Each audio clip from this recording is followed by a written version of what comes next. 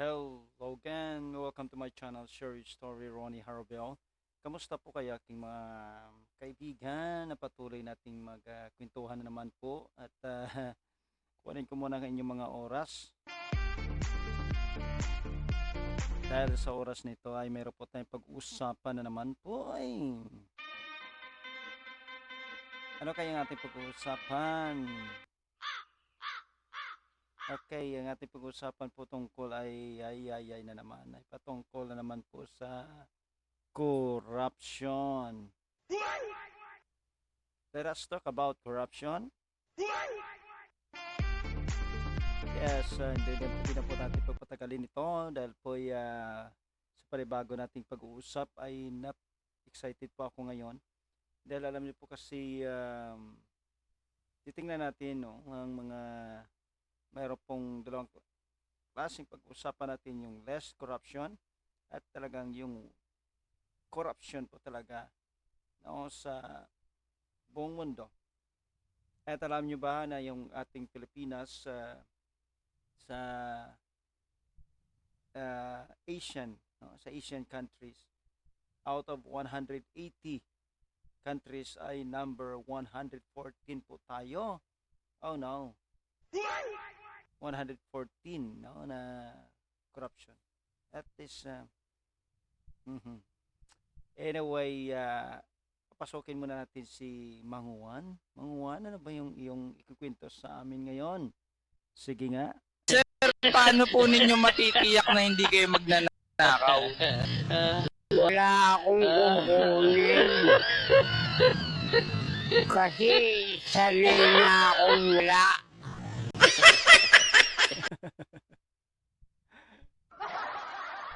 O talaga Manguan, no? Ay nako.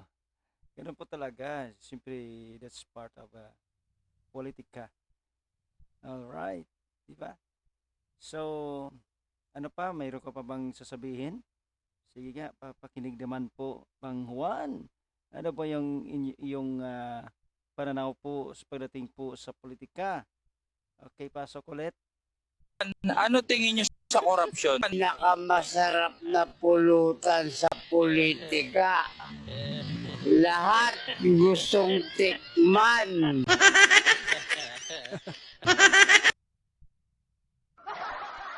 O talaga, gagawin mo ay para lahat ay matikman, pumasok ka ng politika. So let us talk about corruption. Alright? So ating pong pag-usapan ito na napaka-importante po talaga no, sa ating buhay. Kasi pag wala po tayong alam, parang sige nga, tingnan natin yung sitwasyon ngayon at patungkol po sa corruption na nangyari at or less corruption ng ibang bansa. Diba? So, it's time to know na napakalaga po talaga, no? At ating pong lakayin at na at least mayroon po tayong alam no, patungkol po sa corruption. Okay, so unahin mo natin yung less corruption. Itong less corruption ay ano po to, no? Ito ay po mga countries, wow, grabe na. Ay, sorry. Palapakan. Ito ay mga gandang country sa buong mundo. Number 1 yung Denmark. Wow! Ikalawa yung Finland. Oh, Singapore is number 3. Number 4 is New Zealand. Luxembourg is number 5. Wow, Norway is number 5. Grabe, no? Wow. Awesome! Okay, ano ba to? Number 5. Number 5. Pareho pala, no? Ang Switzerland, pareho pala. Ba't walang number 6? Anyway, 8 and 9. Sweden and Netherlands. Wow. Australia, Iceland, and Ireland.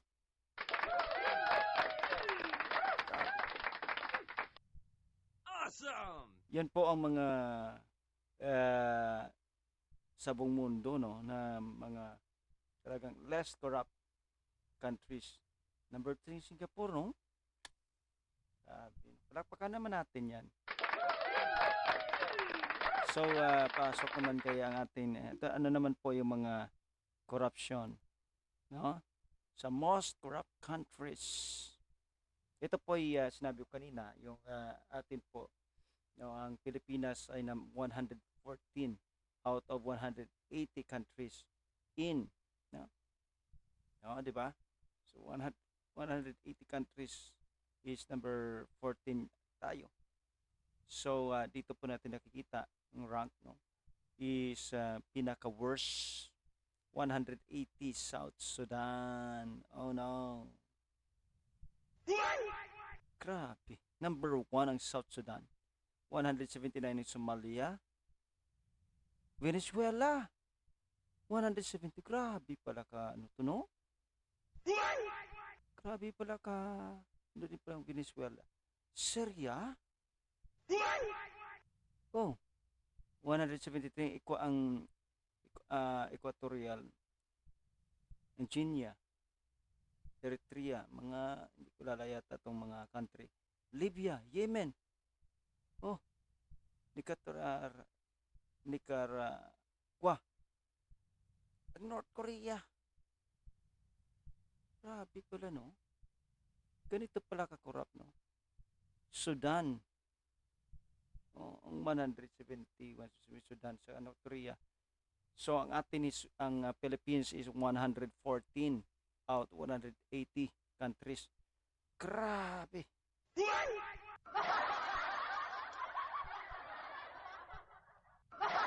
Ay nako, this is a corrupt country ating pinag-usapan. Anyway, yan po ang ating pinakita ngayon sa araw nito. At least kahit paano po ay mayroon po tayong alam. At nakakalungkot po, ang Pilipinas ay 114 out of 180. Ano? Grabe. Nakakawa. Nakakalungkot po ang Pilipinas. Lalo na pong South Sudan, no?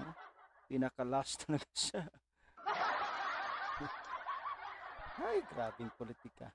Anyway, sige, papasokin natin ulit si Mang Juan nga. Mang Juan, papasok nga. Anong masasabi mo sa ating mga ganitong sitwasyon? No, bakit nagkaganito ba ang sitwasyon ng mga bawat country, ng bawat bansa, no, sa pangyari ito dahil po sa korupsyon na ito?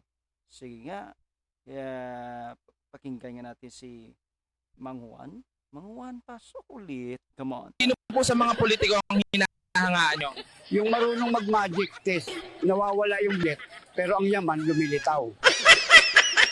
Sir Juan, dapat po bang mangutang ang gobyerno? Pwede, pero wag yung tipong apo mo na magbabayad eh, hindi pa nga pinapanganak. Sir, ano pong masasabi nyo sa mga magkakamag-anak sa pwesto? Alam kung family business ang gobyerno. Eh kaso public service yan, hindi family reunion. Sir Juan, anong kulay po ang sinusuportahan nyo? Kasi kahit anong kulay ng politiko, dilim pa rin future ko. Sir Juan, dapat po bang pumasok ang kabataan sa politika? Oo, basta di sila tulad ko, adik, kabog at bungal. Dapat may ngipin ang prinsipyo. Sir, anong mensahe nyo sa mga politiko? Huwag puro salita, kasi kahit ako, sabog na, napapagod ng makinig. Mas malupit pa sa mga ngayon, adik din, pero sa kapangyarihan. Sir, paano po natin mablad ang ekonomiya ng bansa? I-export natin ang mga corrupt, garantisadong yayan agad tayo. Sir, ano pong gagawin nyo kung kayo ang presidente? Aalis agad ako sa pwesto, baka masanay pa akong magnakaw. Sir, paano po natin malutas ang kahirapan sa Pilipinas? Simpleng-simple lang, gawing bawal ang maging mahirap. Tapusin agad ang problema. Sir, paano natin malulutas ang kahirapan sa Pilipinas? Simpleng-simple lang, gawing bawal ang maging mahirap. Ay, nakakamang Juan. Pero may punto naman si Mang Juan, eh, di ba? He got 100% point. Oo, na may punto po siya. Sa nangyari po sa ating sa mga bawat bansa, yan ang mga politika. Sige, maraming salamat po sa pakinig. At yan po ang ating pinag-usapan. Let us talk about corruption. Kaya po, kung hindi pa kayo nagpag-subscribe sa aking channel, subscribe po. At paki-like at paki-comment. Then, kayo na pong bahala mag-comment yan. Kaya na pong inyong pananaw dito about it. Let's talk about corruption. So, si Mang Juan po ay nagsabi na po, nagsalita na po. Okay, so see you next time in our next video. Bye-bye po and God bless everyone.